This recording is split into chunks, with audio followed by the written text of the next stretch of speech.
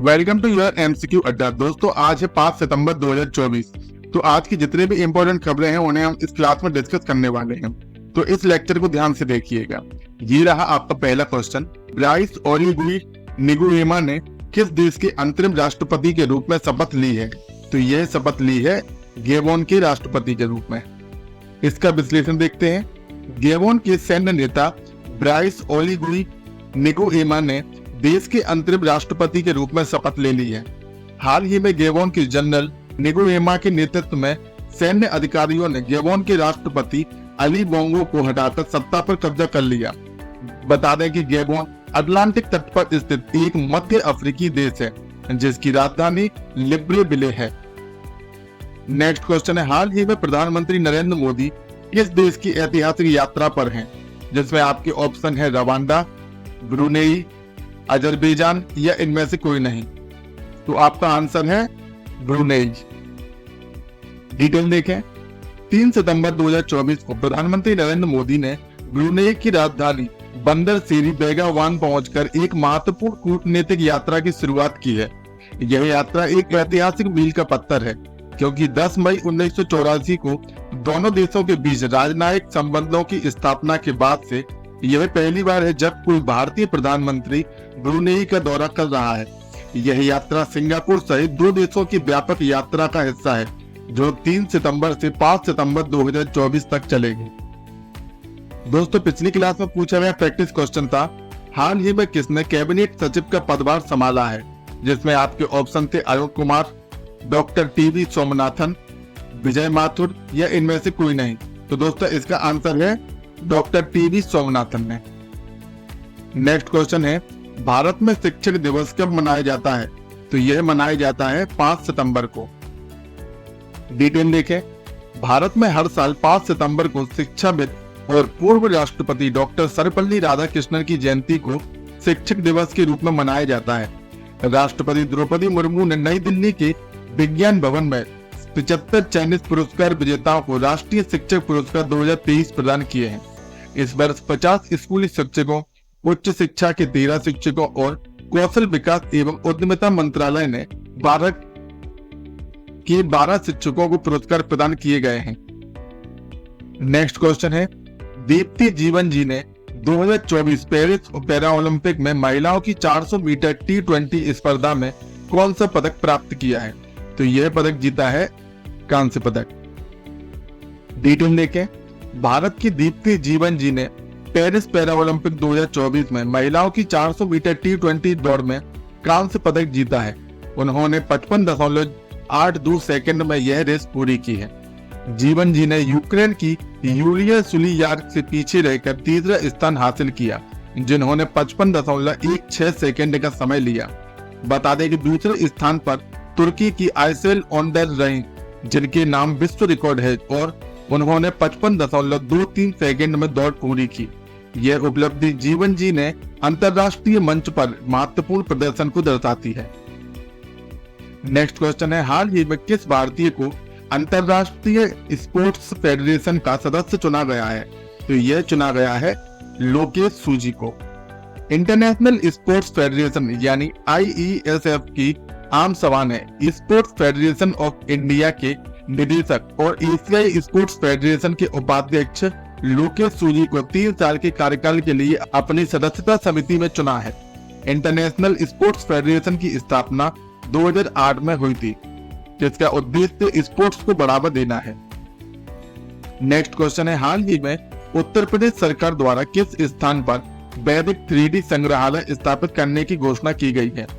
तो यह घोषणा की गई है वाराणसी में। डिटेल देखें। उत्तर प्रदेश सरकार ने प्रधानमंत्री नरेंद्र मोदी के संसदीय क्षेत्र वाराणसी में संपूर्णानंद संस्कृत विश्वविद्यालय में वैदिक 3D संग्रहालय के निर्माण की घोषणा की है। यह अत्याधुनिक संग्रहालय भारतीय ज्योतिष, खगोल विज्ञान और वैदिक साहित्य पर केंद्रित होगा। मुख्यमंत्री योगी आदित्यनाथ ने विश्वविद्यालय के दौरे के दौरान इसकी घोषणा की जिसमें 16 संस्कारों, 64 कलाओं और 18 विद्या स्थलों सहित वैदिक साहित्य के विकास को प्रदर्शित करने में इसकी भूमिका पर प्रकाश डाला गया। साथ ही भारतीय ऋषियों के योगदान पर भी प्रकाश डाला गया। नेक्स्ट क्वेश्चन है। हाल ही में किस राज्य विधानसभा ने शून्य काल शुरू करके एक नई विधायी प्रथा शुरू की है?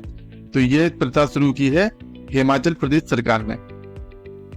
हिमाचल प्रदेश विधानसभा ने अपनी कार्यवाही में पहली बार शून्यकाल की शुरुआत की है। शून्यकाल 60 के दशक से भारतीय संसदीय आविष्कार है, जिसे धीरे धीरे राज्य विधानसभाओं द्वारा अपनाया जा रहा है। यह एक परंपरा है, नियम नहीं, और संसद या राज्य विधानसभाओं के नियमों में इसका उल्लेख नहीं है।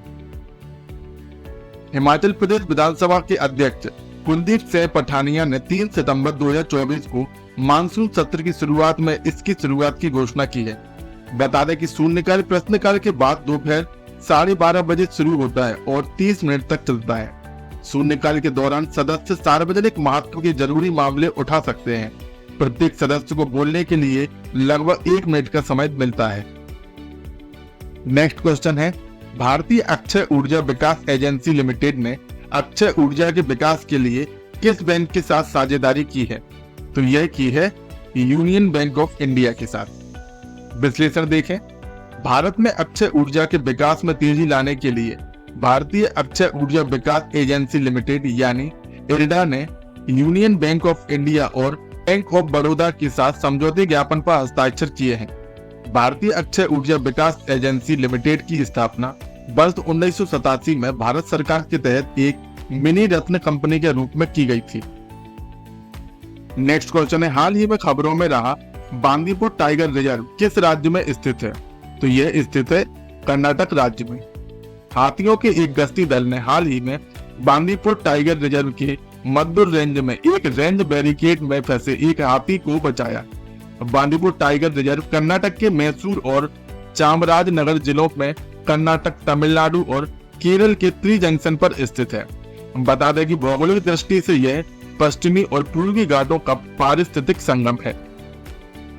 यह रिजर्व कभी मैसूर साम्राज्य के शासकों के लिए शिकार का मैदान हुआ करता था। इसे 1931 में मैसूर के महाराजा द्वारा वेणुगोपाल वन्यजीव पार्क के रूप में स्थापित किया गया था और 1973 में प्रोजेक्ट टाइगर के तहत बांदीपुर टाइगर रिजर्व के रूप में विस्तारित किया गया था। बता दें कि रिजर्व उत्तर में कामिनी नदी और दक्षिण में मोयार नदी से घिरा हुआ है। दोस्तों, आज की क्लास का अंतिम क्वेश्चन है, हाल ही में भारत और किस देश ने सेमीकंडक्टर साझेदारी पर समझौते पर हस्ताक्षर किए हैं? तो यह साझेदारी पर हस्ताक्षर किए हैं सिंगापुर के साथ। भारत और सिंगापुर ने सेमीकंडक्टर, स्वास्थ्य सेवा और डिजिटल अर्थव्यवस्थाओं में सहयोग बढ़ाने के उद्देश्य से कई समझौतों पर हस्ताक्षर किए हैं, जिससे उनके संबंध एक व्यापक रणनीतिक साझेदारी में बदल गए हैं।